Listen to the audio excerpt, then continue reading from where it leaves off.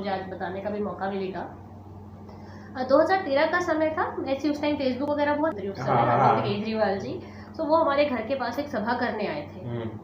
तो भाई वो सभा करने आए थे, तो अब हम लोगों को तो था कि भाई कैसे सभा आदत हो गई होगी 10 साल में, कभी भी प्रदर्शन करते होंगे तो घर वाले भी होते हैं कहाँ हो जेल। हमारे देश के प्रधानमंत्री नरेंद्र मोदी जी फॉलो करते हैं, कैसा लगता है प्रधानमंत्री जी आपका ट्वीट पढ़ते हैं? के आसपास का एरिया जो ऐसा था जहाँ पे बहुत ज़्यादा ज़रूरतमंद लोग थे, वही बल्क में हम लोगों ने राशन, हम लोग एक बार में 1-1 लाख बुलाकर उसके बाद लिखेंगे आप मेरे घर पुलिस तो नहीं भेज देंगे ना। तो महेश्वर बाबा की बात, तो मैंने वो आपको स्पष्ट कहा कि सनातन धर्म में सिद्धियाँ है, मैं मानती हूँ, घर वापसी करा रहे हैं। असली मुद्दा तो यही है ना, असली दिक्कत तो इसी से है। बिल्कुल बिल्कुल दिक्कत इसी का कि I am not a mind reader, मैं माइंड रीड नहीं करती, मैं बस एक इल्यूजन क्रिएट करती हूँ माइंड रीड करने का। स्वागत करता हूँ अपने यूट्यूब चैनल ब्रेकिंग अमर में। आप सबको पता है कि मेरे साथ हर समय हर नई वीडियो में कोई नया व्यक्ति होता है। आज मेरे साथ एक ऐसे ही व्यक्ति विशेष हैं जिनका मैं आपसे रूबरू करवा देता हूँ। मेरे साथ वैशाली जी हैं और मैं इनके बारे में बता दूं कि ये स्टेट सेक्रेटरी बीजेपी की हैं और ये महिला मोर्चा में भी हैं।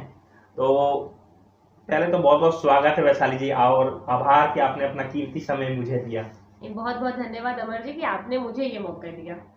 अच्छा वैशाली जी, शुरू करने से पहले मैं थोड़ा सा जानना चाहता हूँ आपके बारे में कि आपने कैसे शुरुआत की। आप अभी बता रहे थे कि आप जब 19 में थी तो आपने शुरुआत की, आपको लगा कि राजनीति में जाना चाहिए। और उस उम्र में तो इंसान सोचता है कि मस्ती सपाट से सपाटा करना चाहिए, तो कैसे विचार आया? अब बिल्कुल आपने ठीक कहा कि 18-19 की एज ही ऐसी होती है कि उस टाइम हम स्कूल से निकले होते हैं, कॉलेज का दौर होता है, तो कॉलेज लाइफ देख रहे होते हैं, तो पार्टी मस्ती ये सब चीज़ें दिमाग में रहती है। तो मैं 18-19 की थी जब मैंने पार्टी ज्वाइन करी, मेरे ख्याल से सितंबर 2013 था। तो बहुत सारे लोगों को पता भी नहीं है क्योंकि 10 साल हो गए, तो अभी नए नए लोग जान रहे हैं, तो पिछला क्या है तो आपके चैनल के माध्यम से चलो मुझे आज बताने का भी मौका मिलेगा। 2013 का समय था, ऐसे उस टाइम फेसबुक वगैरह बहुत चलता था, तो मैं ऐसे ही फेसबुक एक दिन इस्तेमाल कर रही थी, तो मुझे अपनी फेसबुक के स्क्रीन पर टीएल पे एक पोस्टर दिखता है जिसमें लिखा था जुड़ेगा युवा बदलेगा भारत, और उसमें उस समय भाजपा के राष्ट्रीय अध्यक्ष युवा मोर्चा के अनुराग ठाकुर जी होते थे। तो अनुराग ठाकुर जी की बड़ी बड़ी फोटो लगी थी, कमल का निशान था और नीचे लिखा था जुड़ेगा युवा बदलेगा भारत। तो उसमें ये था कि आप भाजपा युवा मोर्चा से जुड़ने के लिए ये फॉर्म भरें। मुझे कुछ थोड़ा सा इंटरेस्टिंग लगा। अब इंटरेस्टिंग इसलिए भी लगा कि एक थोड़ी सी आइडियोलॉजी की बात होती है, पुराना हमने घर में देखा है पहले किस तरीके से घर में पापा वगैरह के विचार रहे हैं बात, तो एक आइडियोलॉजी भारतीय जनता पार्टी से मिलती जुलती थी। ठीक है, वो फॉर्म मैंने भर दिया, फॉर्म भर दिया। उसके बाद एक हफ्ते बाद एक ईमेल आया कि जितने भी लोगों ने ये ऑनलाइन फॉर्म भरा है उनको एक मीटिंग में आना है, और अनुराग जी खुद उस मीटिंग में रहेंगे और जो भी लोग ऑनलाइन जुड़े हैं उनसे संपर्क करेंगे, वन ऑन वन बातचीत करेंगे। तो बहुत एक्साइटिंग था मेरे लिए उस टाइम पे कि कोई नेशनल लीडर इस तरीके से एकदम से एक फॉर्म भरा और एकदम एक हफ्ते के अंदर एक मैसेज आ गया। तो ठीक है, घर वालों से क्योंकि कॉलेज का टाइम था तो थोड़ा सा परमिशन वगैरह का रहता था, और मीटिंग भी शाम के 7 बजे के आसपास की थी मुझे याद है। तो घर वालों से परमिशन लेके पहुंच गए। 11 शोका रोड तक हमारा राष्ट्रीय कार्यालय होता था। वहाँ गए तो 15-20 लोग थे। अनुराग जी आए और उन्होंने सच में एक व्यक्ति से एक राउंड टेबल करके अच्छा सबसे बातचीत करी कि कैसे क्या कर सकते हैं, क्यों जुड़ना है। सो वो मेरी राजनीतिक जीवन की वो मेरी पहली बैठक थी। उस समय आज हमारे तीसरी बार लोकसभा सांसद है अनुराग जी, और उस समय युवा मोर्चा के अध्यक्ष होते थे। तो मेरी पहली राजनीतिक बैठक उनके साथ रही, और वहाँ से एक अच्छा कई लोग मिले भी, वहाँ पे अच्छा माहौल भी बना, वहाँ पे भी अपना नंबर वगैरह दिया, और फिर वहाँ से मैं जुड़ती चली गई। तो जो भी जितने भी कार्यक्रम उस टाइम युवा मोर्चा के होते थे, चाहे धरना प्रदर्शन है या कोई भी कैंपेन हो रहा है, फोन आता था तो मैं पहुंच जाती थी। तो वो वहाँ से शुरुआत हुई, इस तरीके से धीरे धीरे कार्यक्रमों में मैं जुड़ी रही। मतलब 2014 की आप बात कर रही हैं, और 2014 में चुनाव कर 2013 में, माफ कीजिएगा, 2013 में आपकी बात करें, 2014 में चुनाव थे। तो इस दौरान जब चुनाव के प्रचार में मैं तो आप भी रही होंगी, तो कितना इफेक्ट आ रहा था कॉलेज की पढ़ाई पे आपको? देखिए उस टाइम को ज्यादा इफेक्ट तो नहीं आ रहा था। बैक आई थी कॉलेज में? हाँ आई थी, बैक आई है आई है, पर ठीक है, फर्स्ट ईयर में आई थी, बट ठीक है, हो गया था, क्लियर हो गया था। सेकंड थर्ड ईयर में कोई बात नहीं आई, तो उतना तो चलो कॉलेज लाइफ में चलता है सबका। तो हाँ ठीक है, तो उस टाइम जब वो माहौल बन गया ना, तो सबने देखा कि 2014 में तो एक अलग ही माहौल था देश में। बिल्कुल बिल्कुल। ऐसा मुझे नहीं लगता कि उससे पहले, क्योंकि उससे पहले छोटे मोटे चुनाव तो कहीं ना कहीं चलते रहते थे। भारत एक ऐसा देश है ना कि जहाँ 12 महीने कहीं ना कहीं चुनाव होते ही रहते, कहीं निगम निगम का, कहीं विधानसभा का, तो कुछ ना कुछ चलता रहता है। लेकिन पर उस समय हमारी ना एक टोली अच्छी बन गई थी युवाओं की, और फिर हम लोग उस समय घर घर जाके अपनी लोकसभा में प्रचार कर रहे हैं। कुछ नहीं, सिर्फ हमको नए नए जुड़े थे राजनीति से उस समय, तो मैंने बताया मुझको 6 महीना हुआ था, तो बहुत सारी चीजें भी नहीं पता थी कि कौन कैंडिडेट है, कौन राजनेता है, क्या नहीं, कुछ नहीं पता था। सिर्फ एक नरेंद्र मोदी जी का नाम लेके गलियों में जा रहे हैं, प्रचार कर रहे हैं, नारे लगा रहे हैं, चीख रहे हैं, चिल्ला रहे हैं। तो वो वाला दौर, उसके साथ हमने शुरुआत करी। मतलब आप 2014 में आप चुनाव के लिए प्रचार कर रहे थे, और मैं ये सोच रहा हूँ 2014 में हम ये सोच रहे थे कि करना क्या है जिंदगी में, कुछ दिखाई नहीं दे रहा था। मतलब ठीक है, अपनी अपनी जगह पे आप। तो अच्छा, मेरे को ये जानना है कि जब आप चुनाव प्रचार करते थे, तो कहीं ना कहीं आपकी विपक्ष पार्टी जो आपके एरिया में रहते थे, उनसे झड़प तो हुई जाती होगी। और 19-20 साल का युवा, महिला हो क्या पुरुष, युवा का खून तो ऐसे ही गर्म रहता है, तो वो लड़ाई होती थी। बिल्कुल हुई थी। आज मेरे को उसी से एक इंसिडेंट याद आ गया कि 2014 का चुनाव हम जीत चुके थे, हम अपनी लोकसभा भी जीत चुके थे। उसके बाद एक अभिनंदन समारोह हम कर रहे थे, तो बाय चांस की बात है कि जो दिल्ली के मुख्यमंत्री बन गए थे, मुख्यमंत्री उस समय अरविंद केजरीवाल जी, तो वो हमारे घर के पास एक सभा करने आए थे। तो वो सभा करने आए थे, तो अब हम लोगों को तो था कि भाई कैसे सभा करने दे सकते हैं, क्योंकि हमारी जो विधायिका है आम आदमी पार्टी से, वो भी बड़ी मशहूर है, तो उनके भी कुछ इंसिडेंट ऐसे रहे थे हमारे क्षेत्र में जिसका हम लोगों ने विरोध किया था अच्छे से। तो जब वो लोग आए तो हमने बोला, हम यंगस्टर थे, जैसा आपने बोला गर्म खून, कैसे सभा करने दे सकते। तो हम लोग प्ले कार्ड, काले झंडे वंडे लेके हम 15-20 लोग पहुंच गए, काले झंडे उनको दिखाए, नारेबाजी कर रहे हैं। पर पुलिस आई, पुलिस ने फिर हमें धक्के वक्के देके हटा दिया। पास में ही थे थाने से, बट स्टिल हम लोग नहीं हटे। तो लेकिन उन लोगों ने फिर कुछ फीमेल पुलिस बुला के जबरदस्ती गाड़ी में डाल के हमें, मतलब कुछ घंटे के लिए जेल की हवालात कराई। ये दूसरी बात था जेल में। उससे पहले एक हमने प्रदर्शन किया था अनुराग जी के नेतृत्व में, जिसमें ये पार्क से, ये पार्लियामेंट स्ट्रीट पे हम लोग 3-4 घंटे आराम से रहे। फिर उन्होंने बोला कि चलो अब जाओ आप लोग, हो गया। मतलब अब तो आदत हो गई होगी 10 साल में, कभी भी प्रदर्शन करते होंगे तो घर वाले भी बोलते हैं कहाँ हो, जेल में बैठे हैं, हाँ चलो दूसरे घर में, घर वाले बोलते हैं ऐसा। हाँ, पर ठीक है, घर वालों को अभी जैसे जब ये हुआ था पार्लियामेंट स्ट्रीट वाला, तो कहाँ हो, तब घर वालों ने तो पूछा, तब हम फोन करके, अरे हमको पकड़ लिया गया, अरेस्ट कर लिया, हम जेल में हैं, अभी छोड़ देंगे, शाम तक तो आ जाएंगे। तो खुद एक बड़ा इंटरेस्टिंग लगता था उस टाइम। मतलब अब तो आदत हो गई, अब घर वाले भी फोन करते होंगे, कहाँ हो बेटा, हाँ ये प्रदर्शन कर रहे थे, जेल में आए। अब तो उनको पता है कि अभी दिल्ली में देखो सत्ता में हम लोग नहीं है, तो आए दिन दिल्ली बीजेपी महिला मोर्चा कुछ ना कुछ करता रहता है। ठीक है, जबरदस्ती कभी ये लोग नहीं संभलता, पुलिस वाले पकड़ के ले जाते हैं, 2-4-6 घंटा बैठा के रखते हैं, शाम को छोड़ देते हैं, तो आदत है। अच्छा, मुझे अभी याद आया अभी बात करते करते कि वैशाली जी उन युवाओं में से हैं जिन्हें खुद हमारे देश के प्रधानमंत्री नरेंद्र मोदी जी फॉलो करते हैं। कैसा लगता है प्रधानमंत्री जी आपका ट्वीट पढ़ते हैं? तो ये बहुत इंटरेस्टिंग सवाल है, और मैं तो अभी आपने देखा कि सवाल पूछते ही कितनी बड़ी स्माइल आ गई। तो ये बहुत प्रसन्नता वाली बात है, खुशी भी बहुत होती है इस चीज से, जिम्मेदारी भी होगी ट्वीट करने के ऊपर। हाँ, होता क्या है ना कि पहले मैं सबको देखती थी कि सबको मोदी जी फॉलो कर रहे हैं। शुरू में जब मुझे नहीं करते थे तो मुझे एक सब लिखते अपनी प्रोफाइल में फॉलोड बाय मोदी, तो मैं सोचती थी, और मैं कई बार मैंने ट्वीट भी किया कि मैं कब ऐसा लिखूंगी अपनी प्रोफाइल में फॉलोड बाय मोदी जी, क्योंकि देखिए देश के प्रधानमंत्री हैं, 130 करोड़ की संख्या है, उसमें से वो सिर्फ 2,500 लोगों को, 2400 कुछ लोगों को फॉलो कर रहे हैं, जिसमें हमारे मोदी जी को इंटरनेशनल नेता माना। उन 2400 में देश विदेश ग्लोबल लीडर सबको फॉलो कर रहे हो। 2500 में अगर आपको स्थान मिला तो मेरे लिए तो भाई बहुत बड़ी बात है। और मोदी जी तो वो एक्टिव बहुत रहते हैं ट्विटर पे। हाँ, सो जब मोदी जी ने मुझे फॉलो किया तो वो दिन बाय चांस की बात है कि मैं एक्टिव नहीं थी, मैं कहीं बाहर व्यस्त थी, मैंने देखा नहीं। तो सब लोग ट्वीट डाल रहे थे, क्योंकि जब भी मोदी जी फॉलो करते तो कुछ 8-10 लोगों को एक साथ फॉलो कर लेते, सब ट्वीट कर देते हैं, फोटो खींच के डालते हैं कि भाई मोदी जी ने फॉलो किया। तो मुझे मेरे किसी फ्रेंड का फोन आया, मोदी जी ने सबको फॉलो बैक किया, तुम्हें मिला क्या? तो आई वाज लाइक मुझे थोड़ी ना मिलने हाँ वाला है, हाँ अभी कहाँ, ठीक है, वो तो ड्रीम होता है। मुझे कौन देने, मोदी जी मुझे क्यों फॉलो बैक देंगे? तो मैंने बोला स्टिल क्यूरियोसिटी हुई, मैंने जाके ट्विटर ओपन किया, that notification Modi ji followed you, and I was like, मैं लिटरली अपने रूम में थी, मेरा रूम सेकंड मतलब फ्लोर पे, आपकी तो चीख निकल गई खुशी मैं का। सेकंड फ्लोर पे हूँ और मेरे पेरेंट्स फर्स्ट फ्लोर पे, मैं एकदम सेकंड फ्लोर से चिल्लाते हुए नीचे आ रही हूँ कि भाई मुझे मोदी जी ने फॉलो किया हाँ। ट्विटर पे।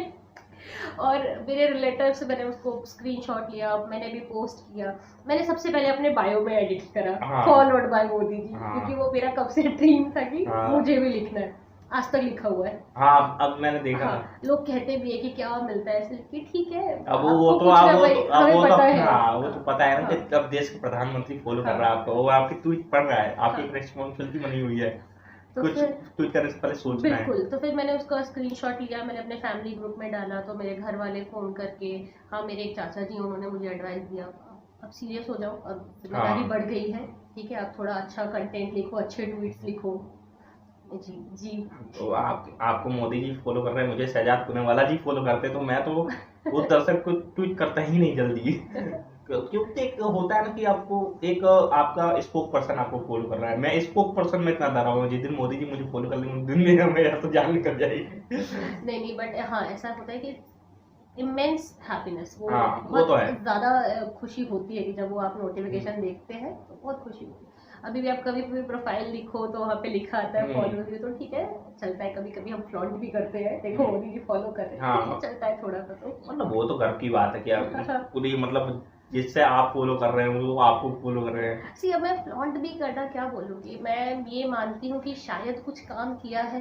हाँ नोटिस तो किया ही होगा ना। 2013 से शायद आज 2023 हो चुकी है, तो करीबन 10 साल, मुझे शायद अभी अक्टूबर में 10 साल हो जाएगा राजनीति में, तो ऐसा लगता है कि शायद कुछ काम तो किया है जो कहीं नोटिस में आया, कहीं किसी ने नोटिस किया जो वहां तक गया, तो अच्छा आपको तारीख याद है मिला। कब फॉलो किया मोदी जी ने? मुझे मोदी जी ने फॉलो किया 2018, 2018। ये मुझे याद है। 2000 मतलब मंथ याद नहीं होगा? नहीं, मंथ याद नहीं है। मंथ तो देखेंगे शायद। तो अच्छा अभी आपने मैंने एक कोरोना काल में हम देख रहे थे कि जब सब जगह लोग भूखमरी, लोगों की लाश उतरी थी, उस बीच में आप निकल के लोगों के बीच में मदद कर रही थी, भर भर के गाड़ी भर के राशन भेज रही थी। वो टाइम कैसा था? डिफिकल्ट था? फैमिली से क्या प्रेशर आता था? समाज में आपके जो दोस्त या आपके क्या बोलते थे? और सबसे इम्पोर्टेंट बात, उस समय पैसे की सबके पास तंगी थी, तो आप इतनी फंडिंग कैसे कर लेती थी कि आप किसी को मतलब खाली पेट नहीं सोने देना है, बिना चादर के नहीं सोने देना है, गैस सिलेंडर कम पड़ रहे थे, ऑक्सीजन गैस सिलेंडर, दवाइयाँ कम पड़ रही थी, तो आप कैसे सब कुछ मैनेज कर रही थी? क्योंकि मैं उस समय की बात में अगर मैं बताऊं तो मैं आपको उस समय काफ़ी क्लोजली फॉलो कर रहा था, क्योंकि आपके हर दिन कुछ ट्वीट आ रहे थे, कोई कोई ट्वीट कर रहा था। खुद मेरे को याद है कि मुझसे किसी ने बोला था कि आप वैशाली से ट्वीट करवा दीजिए, मैंने खुद आपको अपने पुराने ट्विटर अकाउंट से ट्वीट किया था, तो आपने रिस्पॉन्स दिया था। तो मेरे को ये जानना है कि उस समय आप कैसे मैनेज कर लेती थी ये सब? देखिए, शुरुआत जब कोविड की हुई ना, तो हम में से किसी ने नहीं सोचा था कि ऐसा मंजर देखने को मिलेगा, वो भी लगातार 2 साल तक। कितनी भयावह स्थिति थी शुरुआत में जब लॉकडाउन हुआ, और जब कंप्लीट लॉकडाउन लगा, तो देखिए मैं ऐसा बोलूँगी कि ठीक है, प्रभु की कृपा है कि हम लोग चलो ठीक था कि घर में रह सकते हैं 1 महीने तक, अगर बाहर भी ना जाए तो ठीक है, घर में जितना है उसको खा कमा सकते हैं, शायद कोई दिक्कत नहीं है। लेकिन बहुत सारे लोग ऐसे हैं जो डेली वेजर है, रोज काम कर रहे हैं, रोज कमा रहे हैं, उनके परिवार भी उसी चक्कर में। तो देखा होगा वो चीज़ें जैसे चालू हुई, पलायन देखा अगर आपने उस समय न्यूज में देखा होगा, कितने बड़े स्तर पे दिल्ली से लोग पलायन करने लगे, यूपी की तरफ, बिहार की तरफ, अपने अपने गांव की तरफ, वो सारी चीज़ें हुई। तो वो हुआ, और सबसे पहले फिर शुरुआत इस तरीके से इस चीज़ की हुई कि लोगों ने ना लिखना चालू किया सोशल मीडिया पे जी कि बहुत दिक्कत हो रही है, काम बंद हो गया है, हम फैक्ट्री में नहीं जा पा रहे हैं, हमारी तनख्वाह नहीं मिली है, या आज का डेली का जो वेजेस होते हैं उनके वो नहीं मिले, तो कैसे राशन नहीं कराए। तो फिर दिमाग में आया कि कुछ करना चाहिए।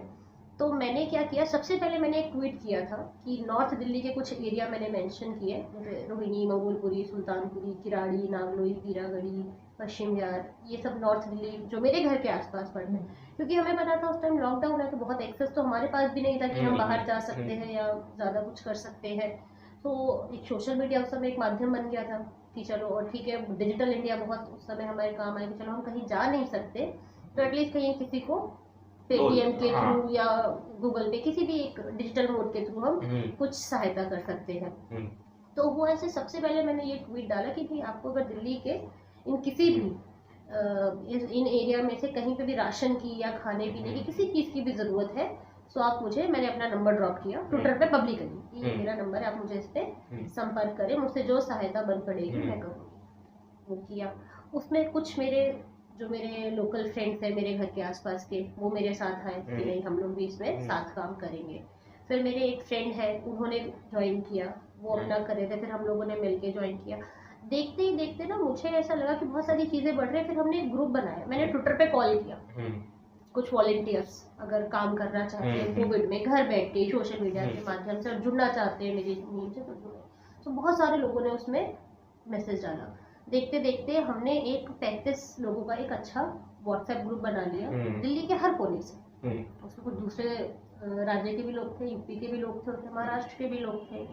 तो ऐसा एक हमने ग्रुप बनाया। तो जैसे ही कोई क्वेरी आती थी हमने उसका नाम रख दिया कोरोना वॉरियर्स, क्योंकि ट्विटर पे क्या होता है ना, उस समय इतने मैसेजेस आ रहे थे, इतने कॉल्स, इतने मैसेजेस, बहुत सारी चीज़ें मिस हो जा रही थी। तो हमने एक हैशटैग यूज लगाया दिल्ली कोरोना वॉरियर्स कि अगर आपको किसी भी चीज़ की ज़रूरत है तो आप इस हैशटैग पे लिखिए। जैसे अगर हमारे, जैसे आपने बोला कि बहुत सारी चीज़ें फंड्स वगैरह की कमी थी ज़्यादा, तो हमने ये बोला कि जितना अगर हमारे हाथ में होगा तो हम हेल्प आउट करेंगे।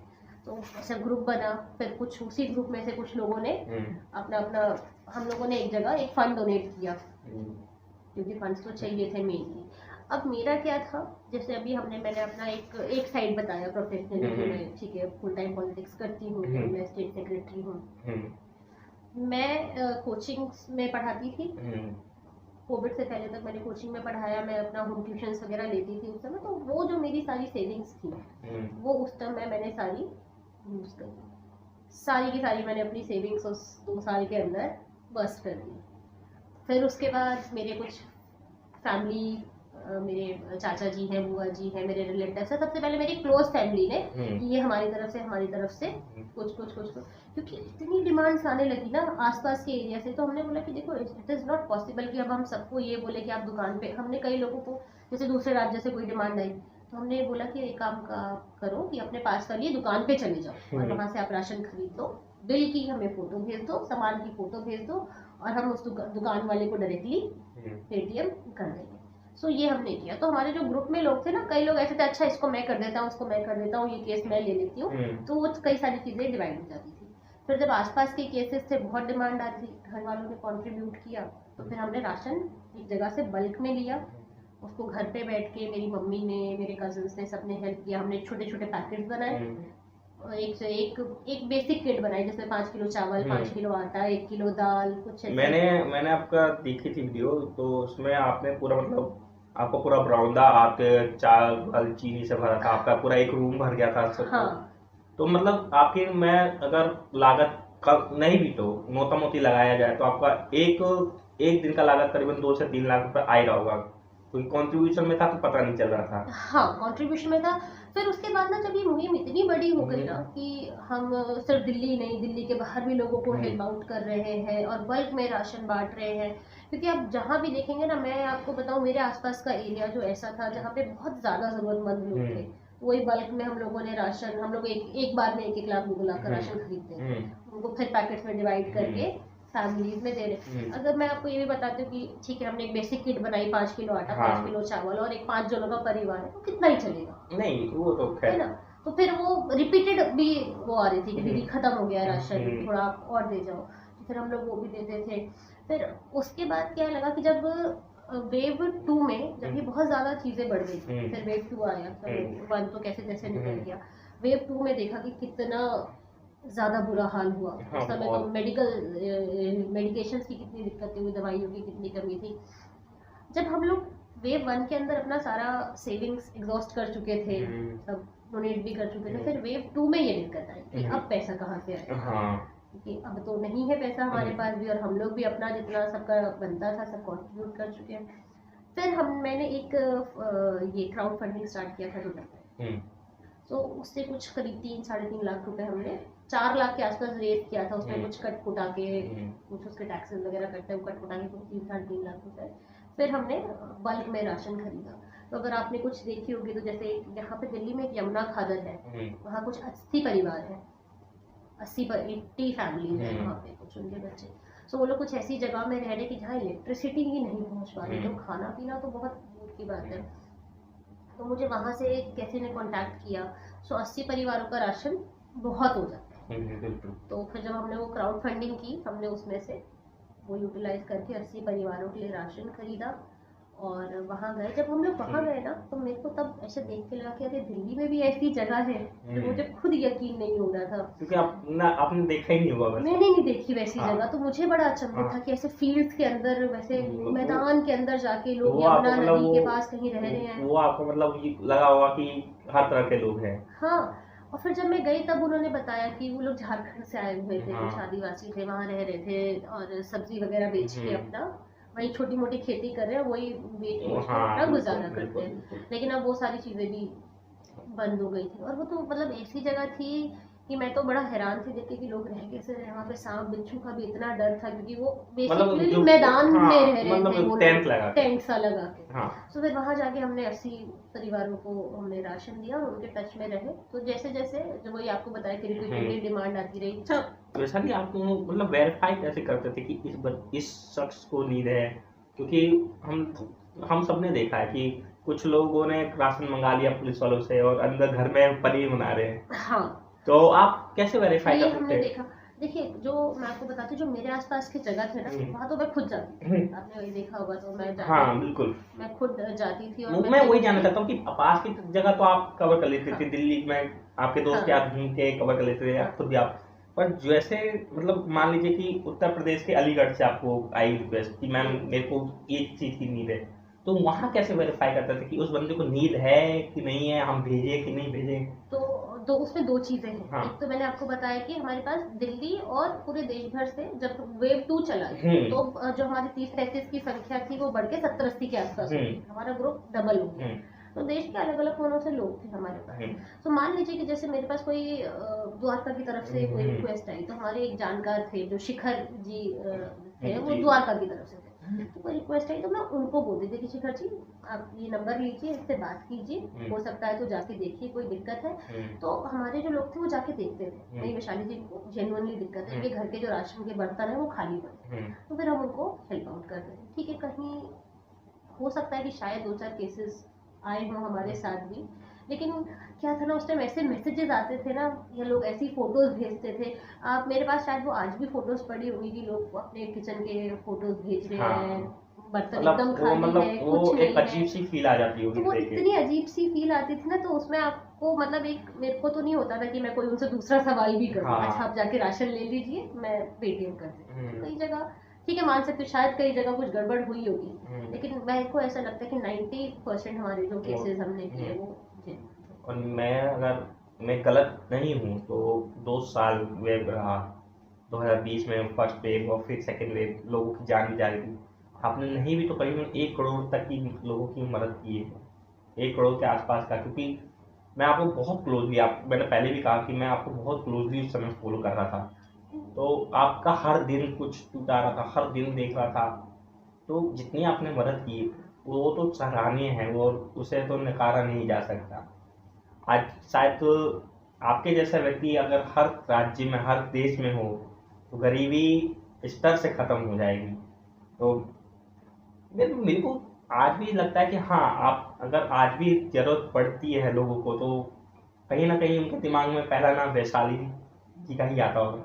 हाँ, मैं देखिए आपने एक तो ये जो 1 करोड़ का फिगर दिया, ये बहुत बड़ा फिगर दे दिया मेरे ख्याल से। शायद इतना तो मुझे नहीं लगता शायद हमने टच किया होगा, लेकिन हाँ बहुत सारी, मैंने आपको बताया ना हमारे ग्रुप में कुछ लोग ऐसे थे, जैसे देखिए मैं आपको बताती हूँ, हमारे ग्रुप में एक अंकुश थे, एक राम मित्तल जी थे, उन्होंने कितनी क्वेरीज अपने एंड से सॉल्व करी। और हम पूछते भी थे कि चलो टोटल कितना हुआ, क्योंकि जो क्राउड फंडिंग की है या जो भी डोनेशन था टोटल, उसमें से आप ले लीजिए, नहीं लिया उन लोगों ने। कुछ लोग होते हैं कि नहीं लेते, वो तो बोलते हैं हाँ हो जाएगा। हाँ, तो वो जो डोनेशन और क्राउड फंडिंग थी हमारा, वो तो सारा अलग गया, हम्म। लेकिन जो हमारे जो ग्रुप के मेंबर्स हैं जो अलग अलग सबने सेपरेट किया ना, वो उन्होंने कभी आज तक डिस्क्लोज नहीं किया। हाँ, वो पुण्य So, कमाया ना, हाँ, पुण्य तो कोई disclose सबने करता अपने है। अपने एंड से कितने लाखों हाँ, का खर्चा किया तभी या तो कितने तभी लोगों तो को। जोड़ के सो वो बोला। सब जोड़ के तो कितना फिगर आएगा मैं उसको नहीं शायद नंबर्स में बता पाऊंगी, या मैं देखिए, आपने जो कार्य किया उसको नंबर में डिवाइड किया जाए तो वो तो सर्वसार करने वाली बात होगी। हाँ, पर आप करती रहती हैं ऐसा कार्य। पर नहीं, मुझे कोविड में मैंने जब मैं वो बिल्कुल बोलना चाहूंगी बात, मुझे कुछ इतने अच्छे लोग मिले ना कोविड में, जिन्होंने आंख बंद करके लोगों की सेवा करी। जैसे आप एक चीज आपने शुरुआत में पूछी, फैमिली का क्या प्रेशर था। शुरू में पापा तो मेरे बड़े सपोर्टिव थे, उन्होंने तो कभी नहीं बोला कि मत जाओ बाहर या ये सब है कुछ मत करो। मेरी मम्मी को थोड़ा सा डर लगता था, तो नहीं मत जाओ क्या हाँ, है, मम्मी थोड़ा प्रोटेक्टिव तो होती थोड़ा है। सा उनको डर लगता था। मैं भी आज आ रहा था तो मम्मी ने 10 बात सुना के गए आने दिया। तो शुरू में ऐसा रहा, फिर धीरे धीरे चीजें नॉर्मल हो गई। धीरे धीरे क्या हुआ ना, जैसे आपने बोला, आप देखोगे मेरी पुरानी फोटोज वीडियो, तो मेरा फैमिली खुद लगा हुआ है राशन हाँ, पैक मैंने करने वो में। देखी है। हाँ, मेरी मम्मी राशन पैक करने में लगी हाँ, हुई है, मेरे जीजू लगे हुए, वो फिर धीरे धीरे वो पूरा मैनेज हो गया, फैमिली उसमें इन्वॉल्व हो गया दुनिया। हाँ, बट ऐसा था, मेरे कुछ ऐसे फ्रेंड्स भी हैं जिन्होंने मुझे बहुत डांटा फोन करके कि भाई तुम पागल हो गई हो, तुम क्या कर रही हो, अपना नहीं, तुम्हारे पेरेंट्स डायबिटिक है, माय पेरेंट्स आर डायबिटिक, तुम उनका ध्यान रखो, उनके लिए एटलीस्ट घर से मत जाओ, जो करना है घर बैठ के करो, इतना एक्सपोज। क्योंकि मैंने थ्रू आउट द कैंपेन जब वेव 2 भी आया, तो मैंने कोविड पेशेंट्स के बीच में जाके ऑक्सीजन की उस टाइम नीड पड़ी, मेडिसिन की पड़ी, तो उस टाइम भी जाके, बट थ्रू आउट द ऐसा नहीं हुआ कभी कि पीपीई किट कभी पहना हो या कुछ किया हो। बातें पीपीई किट मुझे लोगों ने बहुत दिए बांटने के लिए, तो वो हमने हॉस्पिटल्स में पीपीई किट दिए, कुछ हमारे फ्रेंड्स के थ्रू हमें ऑक्सीजन कंसंट्रेटर्स आए थे, वो हमने हॉस्पिटल्स में दिए। सो हॉस्पिटल्स भी मेरा रोज आना जाना हुआ, but through out the 2 years मुझे कोविड नहीं हुआ। भगवान की तो कृपा रही आप पे। हाँ, तो ये मैं शायद बोलती हूँ कि हाँ, this was completely God's blessing कि इतना मुझे कांटेक्ट में, कोविड पेशेंट के कांटेक्ट में आने के बाद भी मुझे कोविड। तो वो तो भगवान की दुआ रही और आपके खान पीन का असर रहा कि आपको कोविड नहीं हुआ, और भगवान करे कि आपको कुछ ना हो। अच्छा, एक बात बताइए, आप महिला मोर्चा की मेंबर हैं, है ना? तो मेरे को एक चीज़ जानी, ये महिला मोर्चा बेसिकली काम कैसे करता है? क्योंकि ये मेरा ही नहीं, ये औरों का भी जो महिला मोर्चा के बारे में सुनता होगा, सुनते हैं लोग, तो वो कहते हैं कि महिला मोर्चा, अगर महिला कंप्लेन करती है तो महिला मोर्चा उस कंप्लेन पर तुरंत एक्शन लेती है, जो कि सत्य है। पर महिला मोर्चा क्या क्या चीज़ को रिक्वायरमेंट रखती है कि अगर कंप्लेन आई है तो कैसे वेरीफाई करती है कि कहती है सच है या झूठ है? तो वो कंप्लेन झूठी हो जाती है तो फिर महिला मोर्चा उस व्यक्ति के खिलाफ क्या कंप्लेन करती है जिसने शिकायत की है?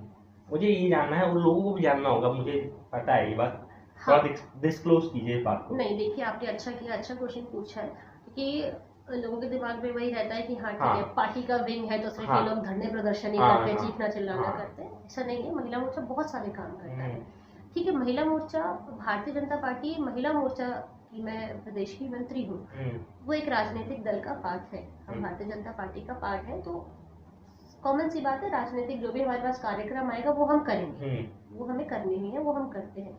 लेकिन उसके अलावा आपने देखा होगा, जैसे आप एक्टिव रहते हैं, या बहुत सारे लोग आज तो सोशल मीडिया पे सब कुछ है, हाँ बिल्कुल, सबको सब पता चलता है, ठीक है, तो वो वेरिफिकेशन की भी बहुत ज़्यादा दिक्कत नहीं आती, ठीक है। लेकिन ऐसा होता है कि बहुत सारे जो दिल्ली में महिलाओं से रिलेटेड कुछ चीज़ें होती हैं, जैसे आपने बोला कोई मुद्दा आता है, बहुत सारी महिलाएं कुछ कुछ मुद्दों से परेशान रहती हैं, लेकिन आज भी हमारे समाज में कुछ ऐसी महिलाएं हैं या ऐसी अवधारणा है कि नहीं, इनको बाहर जाकर डिस्क्लोज नहीं करना, पुलिस में कंप्लेन नहीं करनी, हाँ बिल्कुल, है ना, बाहर विमेंस विंग में नहीं जाना, घर की बात है घर में समेट लो, लेकिन फिर भी महिलाएं परेशान हैं।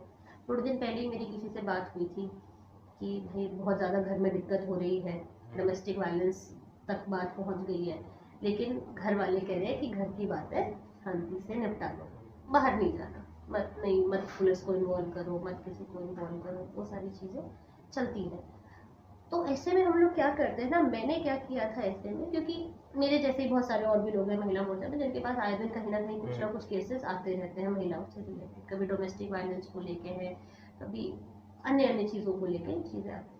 मैं बस, मेरी क्या बात हुई थी, मैंने उन दोनों को बैठा के दोनों से बात की थी कि भाई अगर आपको, मैं अगर पहले ना आपको स्थिति की वो सिचुएशन की गंभीरता देखनी पड़ती है, कितनी बिल्कुल गंभीर है। बिल्कुल। ठीक है, मैंने जिनसे बात की ना, जहाँ तक मैं आपको बीइंग अ वुमेन में बताऊंगी, जितना उन्होंने शायद मुझे फोन पे एक्सरेट किया था कि ऐसे मारा वैसे मारा, ये किया वो किया, उतनी शायद चीजें उस समय नहीं थी। तो वो मेरे को, जब मैं वहाँ गई, उनसे मेरी दोनों से बात की, तो वो वहाँ पे, जैसे आपने पूछा वेरीफाई कैसे हुआ, तो मैं वहाँ गई, मैंने बात किया, तो वो इतना मुझे पता चला। इवन लड़की के घर वालों ने भी बताया कि ठीक है, थोड़ा बहुत नोक-झोंक हो जाती है, पर इतना नहीं है कि जैसे अभी मैंने थोड़े दिन पहले वीडियो में देखा, आजकल हमारे समाज में डाइवोर्स का बहुत ज्यादा हो गया। हाँ डाइवोर्स तो वो तो मुझे छोटी सी झगड़ा हुआ, लेट्स हाँ फाइन, डाइवोर्स, वो सारी चीजें। तो वहाँ पे भी लेडी एकदम आर्डेंट थी कि नहीं भाई, मैं तो बिल्कुल नहीं रह सकती साथ में।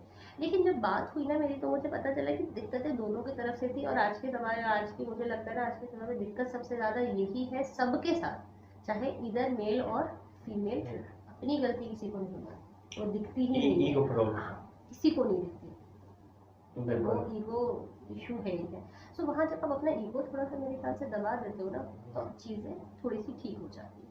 तो बस वहाँ एक उन दोनों के बीच में बस ये हुआ कि भाई मैंने थोड़ी देर में बैठी, आप अपनी दिक्कत बताओ, आप अपनी दिक्कत बताओ, और बच्चा था उनका, बेबी थे, तो देख लो यार, उसकी तरफ देखो, क्या आप आगे का फर्दर डिसीजन लेना चाह रहे हो, ठीक है या नहीं है।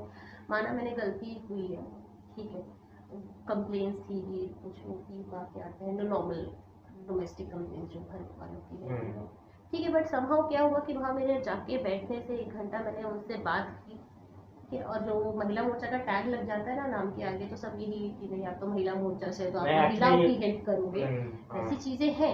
लेकिन वो चीज है, ठीक है, हम महिला मोर्चा महिलाओं के लिए काम करता है, बिल्कुल है, लेकिन सच्चाई भी तो कोई एक चीज है ना, तो उसके ऊपर नहीं भी तो एक्चुअली देखिए होता ना। क्या है ना, हम सब लोग आप जैसे बता रहे हैं कि महिला मोर्चा दोनों पक्ष की बात सुनता है, और जो गलत है उसको समझाता है, जो सही है उसका साथ देता है।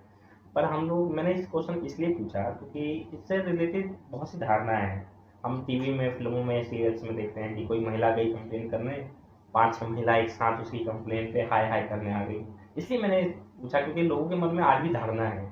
नहीं, मैं समझी नहीं, महिला कंप्लेन गई और महिला ही नहीं विरोध में आ गई? जैसे आप महिला हैं, महिला मोर्चा के अध्यक्ष हैं, आपके पास कोई महिला आएगी झूठी कंप्लेन करने या सच्ची कंप्लेन करने, जो भी है एक्स वाई, तो आप महिला टीवी में दिखाते हैं ना कि 10 हम मोर्चा लेके निकल हाँ गए एकदम हाँ से। उसके नहीं, ऐसा तो नहीं होगा। हाँ, ऐसा इसलिए क्वेश्चन मैंने पूछा क्योंकि नहीं, लोगों को लगता है वो शायद टीवी में जो दिखाते हैं, मेरे ख्याल से वो शायद अब वेब सीरीज में आजकल क्या दिखा रहे हैं, फिल्मों हाँ। में क्या दिखा रहे हैं, वो तो शायद कुछ एक अलग बात हो गई। लेकिन ऐसा नहीं होता कि हमारे पास कोई महिला कंप्लेन करने आई और हम 50 महिलाएं उठ के उसके घर के बाहर नारे लगाने चले गए। नहीं, ऐसा नहीं होता। जैसे मैंने आपको पहले बताया, ये मुद्दे की गंभीरता को देखना पड़ता है, सच है कि नहीं है, क्या नहीं है। पहला स्टेप हमारा यही होता है कि एक बार हम उसको बैठा के ठीक से बात करें, उसकी सुने बात क्या है। दूसरा ये होता है कि दूसरे पक्ष से बात करें कि हुआ क्या है। कहते हैं ना कि हर सिक्के का एक पहलू होता है। तो जब भी आपको किसी निष्कर्ष पे निकलना है ना जीवन में, तो सिक्के के दोनों पहलू आपको देखने पड़ेंगे। मतलब आप दोनों पक्षों से बात तो करते नहीं, फिर वेरीफाई करने के लिए उसके आस पड़ोस से भी बात जरूरी होगा। हाँ, वही है, जैसे मैंने अभी आपको एक जो मैं केस बता रही थी, तो लड़की के माँ बाप से बात करी, उनके फादर से बात करी, क्योंकि वो दोनों पक्ष तो अपना अपना रखेंगे। हाँ, जो पड़ोसी होगा वो तो दोनों की बात रखेगा, तो बात तो पड़ोसी से भी करते होंगे आप। कई बार पड़ोसियों को भी ज्यादा पता होता है कि चल क्या रहा है। तो कहते हैं ना, इंडिया में लोगों को ज्यादा इंटरेस्ट रहता है, मतलब आँख कान वो पुराने जमाने के। तो वहाँ से चीजें पता चलती है। तो मतलब हम एकदम एग्रेसिव मोड में काम नहीं करते, ठीक है, सोच समझ के काम करते हैं कि कोई काम बिगड़े भी ना। देखिए, अगर एकदम से हाय हाय करने चले जाएंगे ना, तो मुद्दा बिगड़ जाएगा। क्यों चीजें खराब करनी है किसी की? अगर कहते हैं ना, शब्द आपके बहुत कमाल की चीज है, बोल बोल के बोलना चाहिए। अगर अच्छे शब्दों से किसी की वो बात सुधर जाती है, वहाँ की चीजें सॉर्ट हो जाती है, तो वो कर लेनी चाहिए, रादर देन हर बात पे मेरे हिसाब से तो चीखना चिल्लाना जरूरी नहीं है। तो वो हम नहीं करते। लेकिन हाँ, जब कोई बड़ा मुद्दा आता है, जब आपने वो बोला हाय हाय, जब कोई बड़ा मुद्दा आता है, ठीक है, कि आपने महिलाओं के लिए, अभी जैसे मैं आपको बताती हूँ कि पीछे आपने देखा होगा कि कांग्रेस की तरफ से कई बार हमारे राष्ट्रपति जी के लिए उल्टे शब्दों का इस्तेमाल किया गया है। तब महिला मोर्चा ने धरना निकाला, तब कांग्रेस के ऑफिस पे जाके, तब हमने 1000 महिलाओं के साथ हाय हाय किया, क्योंकि वो गलत है। बिल्कुल, जो गलत है, सिरे से एक तरफा गलत है, उसका तो हम उसी time on the spot decision हो जाता है, ऑन द स्पॉट डिसीजन। लेकिन जहाँ कुछ है कि भाई दूसरे की भी बात सुननी चाहिए, तो वहाँ फिर हम उस हिसाब से लोग करते हाँ। हैं। अच्छा, अभी हम सब देख रहे हैं कि जैसे अभी दिल्ली में नए साल पे जो अंजलि के साथ का केस हुआ, और अभी हमारे दिल्ली की महिला अध्यक्ष स्वाति मालीवाल जी हाँ, स्वाति मालिवाल जी, जैसे कि अभी उन्होंने बोला कि उनको एक 15 मीटर मीटर तक तक, घसीटा हाँ गया। हाँ, वही घसीटा गया।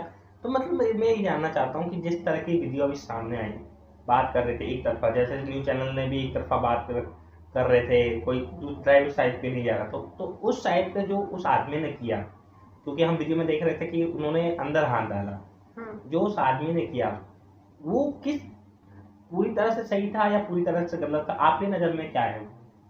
देखिए, अंजलि वाला जो केस था ना, वो बहुत दुर्भाग्यपूर्ण है, पूरे देश के लिए बहुत दुर्भाग्यपूर्ण है कि 1 जनवरी की 31 जनवरी 31 जनवरी की रात, 31 दिसंबर की रात हाँ को सॉरी, इतना भयावह 31 केस जी हुआ जी। दिल्ली में, बहुत दुर्भाग्यपूर्ण है। और उसी केस के चलते जो स्वाति मालीवाल जी ने जो स्टिंग किया, देखिए मैं बहुत प्रैक्टिकल बात करती हूँ, मैं ये कहती हूँ अगर आप स्टिंग कर भी रहे हैं तो स्टिंग का क्या अर्थ है कि आप सच्चाई दिखा रहे हैं जाके कि ऐसा हुआ, लेकिन आप जबरदस्ती कर रहे हैं कि नहीं मेरे साथ ऐसा करो, तो कोई स्टिंग नहीं हुआ। अगर आपको कोई आके छेड़ रहा है, आप उसका स्टिंग करो ना, आप वो दिखाओ कि हाँ मैं रात को 2 बजे खड़ी थी, उसने आके मुझे छेड़ा। लेकिन आप रात को 2 बजे जाके खड़े हो, जबरदस्ती उसकी गाड़ी में हाथ डाल के उससे बात कर रहे हो। चलो ये मैंने देखा था, ये उसकी जरूर गलती थी कि वो दोबारा घूमकर आया, हाँ। पूरा स्टिंग देखा तो वो एक बार चला जाता है बात करके, फिर वो दोबारा आता है, तो भाई वो गलत था कि भाई आप जब इधर खड़े हो पैसेंजर साइड पे, अगर आप स्टिंग है तो सत्यता दिखाओ चीजों की, इस सिचुएशन में ऐसा हो सकता था, लेकिन आपने वहां पे जबरदस्ती सिचुएशन क्रिएट करी। आप जबरदस्ती उससे बात कर रहे हो, आप पैसेंजर सीट पे से जाके ड्राइवर सीट पे जा रहे हो, जबरदस्ती बात कर रहे हो, फिर गाड़ी में शीशे में हाथ डाल के आप चाबी निकालने की कोशिश कर रहे हो, वो सारी चीजें। और बाद में क्या निकला, वो तो आदमी को आपने अरेस्ट करा दिया, ठीक है, अब तो खैर बेल हो गई, 2 दिन में छूट गया। हाँ पहले तो दे दिया कि भाई 14 दिन की रिमांड दे दी, फिर उसके बाद अब वो छूट गया कि भाई कोई इसके अगेंस्ट वो नहीं। बाद में हम देखते हैं तो क्या निकलता है, आम आदमी पार्टी का कार्यकर्ता निकलता है। हाँ, आपने देखे नहीं, आम आदमी पार्टी का कार्यकर्ता निकलता है वो व्यक्ति। कि आम आदमी पार्टी के नेताओं के साथ कई सोशल मीडिया पे कई फोटोज कई वीडियोस वायरल हुई हैं। सो अगर आप इस तरीके से करोगे कि इतना भयावह कांड हुआ और उसके आप तुलनात्मक करके इस तरीके के, मैं तो कहूँगी नौटंकी नाटक कर रहे हो, तो बेहद शर्मनाक है, खासकर कि स्वाति मालीवाल जो DCW की अध्यक्ष है, उनकी तरफ से तो इस तरीके की चीजें नहीं होनी चाहिए। मतलब मैंने जब भी देखा है, या निर्भया वाला केस हो, या आपका ये जो मुंबई की लड़की थी जो दिल्ली में आके उसके 35 टुकड़े हुए, मुझे नाम याद नहीं आ रहा उसका, वो केस, हाँ श्रद्धा का केस हो, या फिर अंजलि का केस हो, ऐसे कई केस होते हैं। तो कई बार हम खुद भी लगता है कि कुछ लोग पब्लिसिटी पाने के लिए उस चीज़ को दिखाना चाहते हैं कि ऐसे हुआ वैसे हुआ। तो कई बार तो आपने भी कई बार देखा होगा कि लगता होगा कि यार जिसके साथ हुआ है वो जानता है, और हमें भी लगता है कि, पर इस पे जो राजनीति हो रही है आज की डेट में कि महिला सुरक्षित है, महिला असुरक्षित है, तो आप एक महिला हैं और आपका कार्य ऐसा है कि आप रात रात भर बाहर रहती हैं, सड़क पे घूमना है, तो दिल्ली में आपने अब तक मतलब जब बचपन से जवानी तक कितना देखा है, कितनी दिल्ली सेफ है, कितनी अनसेफ है, आज आज बता ही दीजिए, क्योंकि बहुत लोगों को लगता है, क्योंकि दिल्ली में हम भी घूमते हैं, तो हमें तो नहीं लगता कि अगर बिना मतलब के कुछ हो या किसी से जानी दुश्मनी हो, बिना बिना हानि पहुंचाएगा, क्योंकि हमने देखा कि अंजलि के जो केस में जो लड़की पकड़ी गई, वो खुद एक बार 2020 में पकड़ी गई थी गांजा वांजा के चक्कर में। तो इन सब चीज का मतलब क्या सार निकलता है, आप खुद बताइए, आप समझ रही होंगे मैं क्या कहना चाह रहा हूँ। हाँ मैं समझ रही हूँ। देखिए मैं अपने बारे में आपको बताना चाहूंगी कि ठीक है, मैं आपको बोलती हूँ कि दिल्ली बहुत बड़ा शहर है, शायद मैं पूरे शहर की जवाबदेही ना दे पाऊँ, लेकिन मैं अपने बारे में जरूर बताती हूँ कि शायद आज मुझे 10 साल हो गए राजनीति में। मैं रात को 2 बजे 3 बजे मैं आई हूँ, चुनाव का समय होता है, कई बार मुझे 2-3 बजे आना पड़ता है घर पे, और अकेला ट्रैवल किया है। मैं नॉर्थ दिल्ली में रहती हूँ, पार्टी ऑफिस मेरे यहाँ से करीब 1 घंटा दूर है, तो रात को कभी कैब से ट्रैवल करना पड़ जाता है, तो टचवुड, शायद प्रभु कृपा, अभी तक तो मेरे सामने तो कोई ऐसा इंसिडेंट नहीं हुआ है ये पिछले 10 साल में, मैं आपको ये बता सकती हूँ। लेकिन ठीक है, थोड़ी सी शायद चीज़ें हमें सुधारने की ज़रूरत है। और दूसरा आपने बोला कि महिला सुरक्षा पे राजनीति बिल्कुल नहीं होनी चाहिए। मेरा मानना है कि मैंने ये देखा कि भाई अंजलि हत्याकांड जब हुआ या निर्भया हत्याकांड जब हुआ, ये बहुत सारी जब बड़े बड़े बड़े केसेस जब हुए या श्रद्धा केस जो हुआ, तो इस पे हमारा एक मत होना चाहिए मेरे हिसाब से। क्योंकि जब मुझे समझ ही नहीं आता कि जब अंजलि हत्याकांड हुआ, डिबेट चैनल्स पे आप 10-10 लोगों को बैठा रहे हो, इनका अलग मत है, इनका अलग मत है, ये कुछ और कह रहे हैं, ये कुछ और कह रहे। ठीक है, राजनीति है, आप अलग दल से हो सकते हो, मैं अलग दल से हो सकती हूँ, वो सब ठीक है। लेकिन महिला सुरक्षा एक ऐसी बात है जो किसी सेंसिटिव टॉपिक है, कहीं हमें दल से ऊपर उठना चाहिए, राजनीतिक चीज़ों से थोड़ा सा किन किन मुद्दों में ये, और ये एक मुद्दा ऐसा है कि जहाँ राजनीति से हमें ऊपर उठ के सबको एक ही स्वर में बात करनी चाहिए कि हाँ, उसके साथ जो हुआ वो गलत था, और जो उसके जो कातिल थे, जो आरोपी थे, उनको कड़ी सी कड़ी सजा मिलनी चाहिए। सबका यही स्वर होना चाहिए। लेकिन हम इन मुद्दों पे अलग अलग लोगों को बैठा के, अलग अलग विचार के लोगों को बैठा के डिबेट करा रहे हैं कि नहीं आप क्या, आपका क्या मत है, आपका क्या मत है, तो वो मुझे नहीं समझ में आता। अच्छा, मैं सर आपने कहा कि महिला सुरक्षा, मेरा मानना है कि सिर्फ महिला सुरक्षा नहीं, बाल सुरक्षा, पुरुष सुरक्षा, या हम कहें पशु सुरक्षा, इन सब की ऊपर प्राथमिकता, मतलब प्रायोरिटी देनी चाहिए। तो अच्छा, अब ये थोड़ा सा पॉलिटिकल सवाल हो गया, अब क्योंकि पॉलिटिकल सवाल में हम देख रहे हैं कि बहुत ज़्यादा समय निकल गया।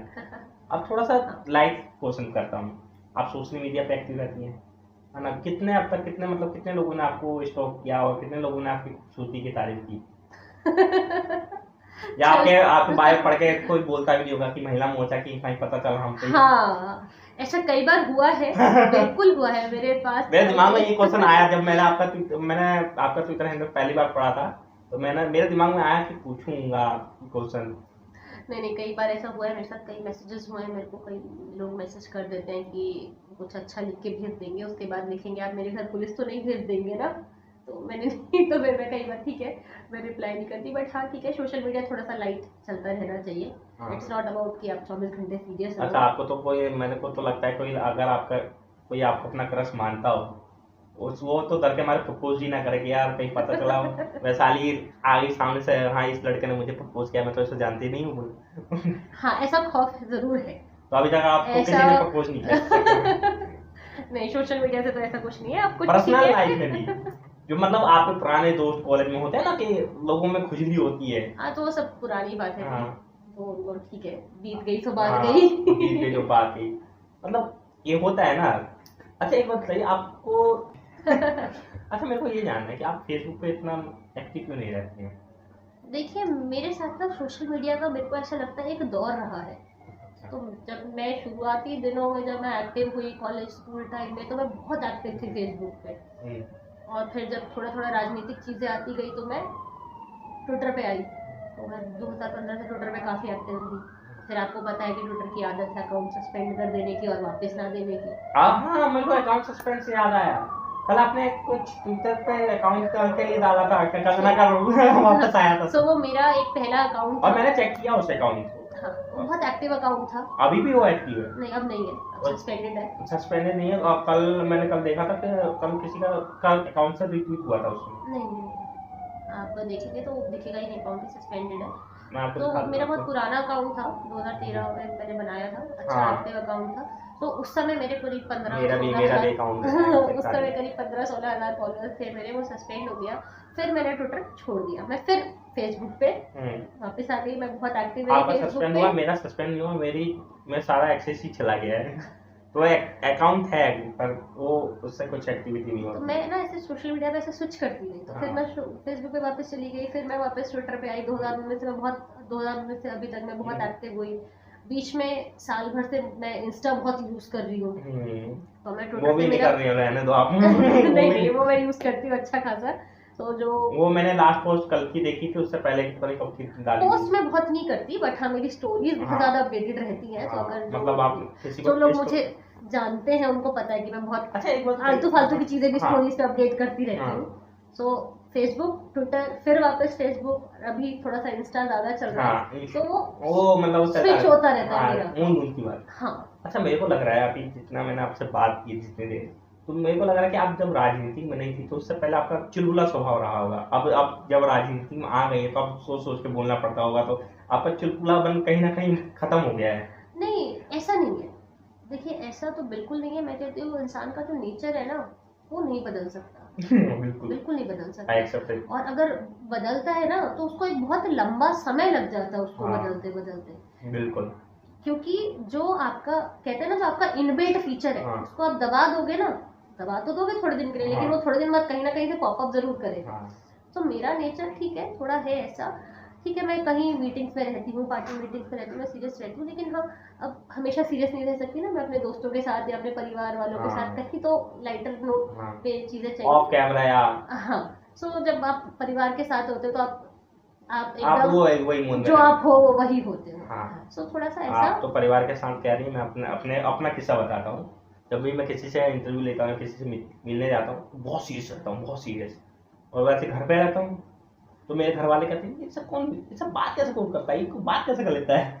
क्योंकि मैं बहुत मैं ऐसा कुछ भी बोल देना अपने घर में, कुछ भी कर रहा हूँ। हाँ, तो ऐसा होता है। तो मेरे तो घर वाले भी, भाई तू क्या कर रही है? हाँ। मतलब मैं घर में ऐसी हूँ। मैं ठीक है, मैं हर जगह भी मैं वो वैसा नहीं रह सकती, मैं जैसी हूँ। तो ठीक है, थोड़ा सा बैलेंस रहता मैं है। आपको अपना एक्सीडेंट बताता हूँ कि मैं अपने दोस्तों के साथ हमेशा जॉली मूड में रहता हूँ। कोई भी जितना भी सीरियस टॉपिक हो चल रहा हो, हंसी मजाक। तो अभी मैं किसी एंकर से मिलने गया था, तो मेरा दोस्त भी चला आया, कह रहा चल मैं भी चलता हूँ, कैसे मिलता है तू, हमें देखना है। अच्छा, मेरे को देखा तो उसने एकदम मेरा वो रूप देखा कि जो रूप ना कभी नहीं देखा होगा, ना दोस्तों ने कभी ना देखा, फैमिली ने भी कभी नहीं देखा।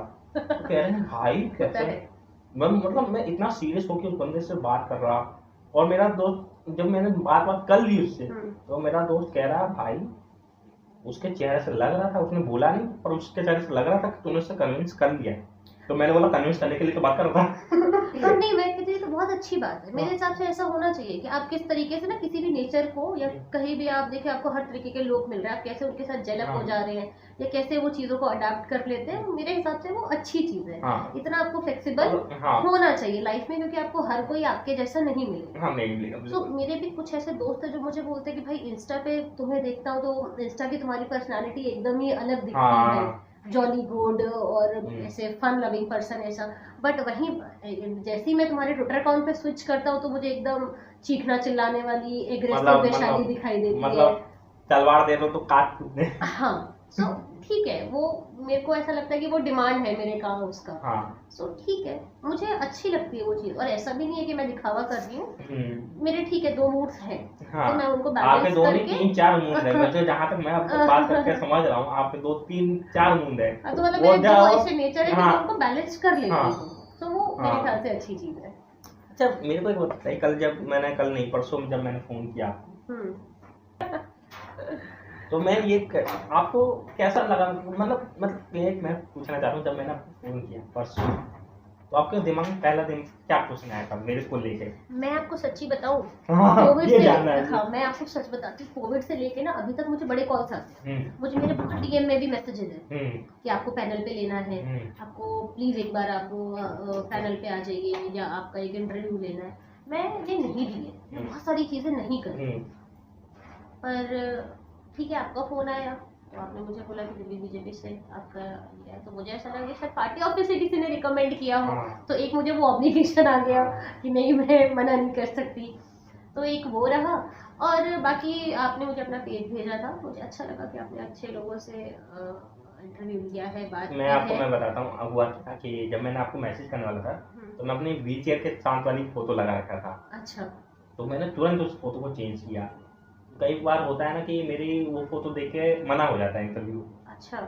मैंने तुरंत अपनी वो फोटो बताई। आपने अगर ध्यान दिया होगा तो मैं कल से 3-4 फोटो लगातार बदल चुका हूँ, जो कि मैं अमूमन करता नहीं हूँ। अच्छा, पर मैं आपको बताऊं कि अगर आप मुझे पता होता या मैंने वो फोटो देखी होती पहले, तो शायद मैंने जैसे आपको बोला ना, आपने मुझे पूछा कहाँ आना है तो मैंने आप यहाँ आ जाइए। तो मुझे पहले पता होता तो मैं तो आपको बिल्कुल नहीं बुलाती, मैं बोलती आप मुझे बताइए कि मुझे कहाँ आना है। अगर मुझे आप बोलते कि आप नोएडा आ जाइए तो मैं आ जाती। मैंने आपको बोला जनरली मैं इंटरव्यूज वगैरह से मैं भागती हूँ, मैं नहीं देती। ठीक है, ऐसा नहीं है कि मैं कैमरा कॉन्शियस हूँ या कुछ है, पर हाँ मुझे ऐसा लगता है कि अभी थोड़ा सा बच के रहना चाहिए। ठीक है, क्योंकि कई बार क्या हो जाता है ना, आपको पता है आजकल सोशल मीडिया पे ट्रोलिंग कितनी, मेरे को तो लगता है लोग बैठे ही इसीलिए कि कहाँ किसी को कुछ काम बोला, किसी ने कहाँ कुछ बोला उसको पकड़ देते भाई, एक एक वर्ड पकड़ते हैं, एक एक सेंटेंस। हाँ, मैं तो कई बार ऐसा हुआ ना कि भाई मैंने उस कंटेक्स्ट से ट्वीट भी नहीं करा सोच के, जो लोग सोच के लिख देंगे कि आपने कैसे बोला, तब मैं सोचती हूँ यार मैंने तो ऐसा कुछ सोचा ही नहीं था कि इसका ऐसा भी कुछ मतलब हो सकता है। लोगों की विपरीत बुद्धि है। नहीं, विपरीत बुद्धि नहीं, मैं तो कहूंगी कुछ जरूरत से ज्यादा, मतलब सोच बहुत ज्यादा, क्या कह सकते हैं उसको, बहुत ज्यादा सोच है। अच्छा, ओवर थिंकिंग कर रहे, ओवर थिंकिंग भी नहीं ना, मतलब टैलेंटेड लोग हैं भाई जो इतना ज्यादा सोच रहे थे। मैं तो देखती हूँ कि ट्रोल बनाते बनाते जो लोग मीम बनाते थे, मैं तो सोचती हूँ यार लोग कितने टैलेंटेड है, वो किस किस एंगल से जाके सोच लेते हैं। तो वो सारी चीजें तो मुझे पता होता तो मैं आती नहीं, और मैं स्पेशली आपको बोलती कि नहीं मैं आ रही हूँ, आप बताओ कहाँ बात क्या है ना, मैं बताता हूँ कि होता क्या है मेरे साथ। वो मैं फोटो हर सोशल मीडिया पे अपनी, अब फेसबुक पे तो हर कोई जानता है, जितने भी लोग जुड़े हैं तो मोस्टली नाउन पर्सन ही जुड़े हैं, और एक तो आप पे रिक्वेस्ट भी नहीं जाती किसी की मत पे।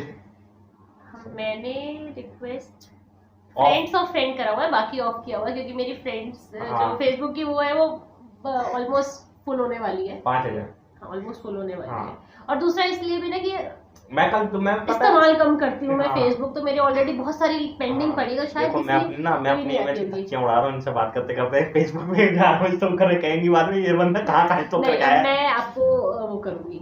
अच्छी बात है ना, देखो मैंने वही बोला कि एक चीज और भी है कि मैं ये मानती हूँ कि आप अपने काम में जितना ज्यादा प्रिपेयर रहेंगे उतना बहुत अच्छा है। तो ये बहुत अच्छी चीज है कि आप होमवर्क कर आए घर से अपना। अच्छा, तो तभी तो क्वेश्चन नहीं बताया, तभी तो क्वेश्चन नहीं बता रहा था कि आप क्वेश्चन बताओ। हाँ, मैं आपसे पूछ रही थी ना क्या है, तो मुझे भी तो पता चले ना कि मेरे को इस टाइम रिएक्शन लेने में मजा आता है ना। नहीं, बहुत अच्छा, एक बात बताइए भी, आप पठान देखने गए आज? मेरे को ना, मैंने शायद 2021 में मूवी हॉल में देखी थी, अपने पैसों से खरीद के, एक टिकट खरीद के, वो भी अक्षय कुमार की सूर्यवंशम आई थी, वो देखी थी। मैं तो उसके बाद मेरा तो हर जगह का एक्सपीरियंस इतना खराब है, मैं देखती ही नहीं।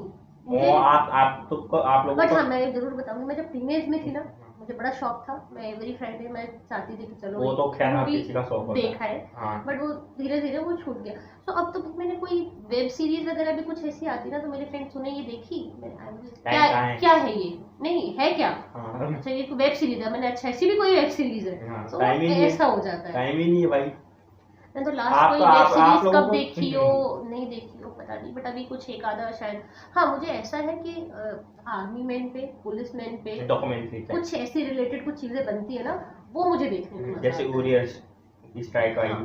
उरी आई, वो मैंने देखी। तो हाँ, ऐसी मुझे मूवीज। बट हाँ, लेकिन ये जो आजकल ये फिक्शनल मूवीज वगैरह जो बन रही है, बट भारत में तो रोमांस ही आता है, not my cup of T. ठीक है, पहले देखिए, बिल्कुल देखिए, टीनेज में देखिए, लेकिन वही है ना, जब आपको जब चीजों का सेंस आ जाता है, वो चीजें बंद कर देते हो करना। आपने ठीक है, आपने बचपन में बहुत सारी चीजें करी, पर आज मुझे किसी ने मेरे ट्विटर पे लिखा भी था, पठान देखने आप जा रहे हो, अब गए हो? हाँ, मैंने देखा था। नहीं, मैं खासली आज 2 दिन से, हाँ, मैं म्यूजिक लवर हूँ, मैं गाने बहुत सुनती हूँ, मैं सारे आर्टिस्ट के गाने सुनती हूँ, बहुत सुनती हूँ, मेरा मूड पे डिपेंड है। मैं मुझे सवाल करने दीजिए, क्योंकि मुझे पता अगर एक ट्वीट बीच में कहीं शायद उठा के ना लाने वाले हो, इसलिए मैंने ये चीज नहीं, मैं आप सुन तो ही नहीं हो आप। नहीं, एक्चुअली क्या हुआ ना, जब मैंने आपको परसों फोन किया ना, परसों रात को मैं रात को सोया नहीं, पूरी रात मैंने आपके, मतलब आपने तो मैंने कुछ नहीं बोला था फोन में।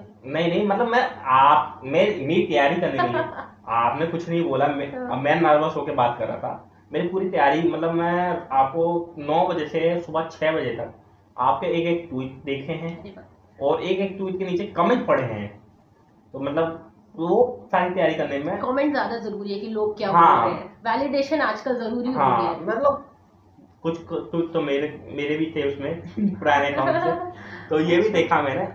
मेरे को ये, मतलब एक, अगर आपको आपत्ति ना हो, एक क्वेश्चन पूछना चाहता हूँ, परमिशन है? आपत्तिजनक है क्वेश्चन, आपने पहले ही बता दिया, चलिए फिर भी पूछिए। मेरे को अगर होगा मेरे को आपके नहीं, हाथ की अंगूठी पे बार-बार आपको अगर concentrate- अच्छा होगा तो मैं दूंगी, हाँ, नहीं तो मैं पास कर दूंगी हाँ क्वेश्चन। बिल्कुल बिल्कुल। हाँ। आप मेरा आपके अंगूठियों पे बार-बार नजर जा रही है, हाँ। अट्रैक्टिव। आप बता सकते हैं किसकी चीज की अंगूठी है ये? अंगूठियों से मेरा मैं बस इतना बता सकती हूँ कि मेरा बड़ा लगाव है, तो मैं I am not fond of jewellery and all, दो मेरी एक ज्वेलरी शॉप है घर वालों की, वैशाली ज्वेलर्स के नाम से ही। हाँ, अच्छा। तो मतलब आप जो ये एडवर्टाइजिंग हो गई, एड्रेस भी बताया। एडवर्टाइजमेंट हो गई, तो हाँ। अगर आपको अच्छा सोना लेना है तो आप वैशाली ज्वेलर्स पे आ हाँ, सकते हैं, उसके लिए आप संपर्क कर सकते हैं, मेरे को नहीं, मेरे को- ब्रेकिंग विद मैं- अमन मैं- के मेरे को- चैनल पे कमेंट हाँ, कर सकते हैं, हाँ। वहां से आई पिक यू अप। हाँ, एड्रेस भी बता दीजिए, मैं एड्रेस नीचे लिख दूंगा।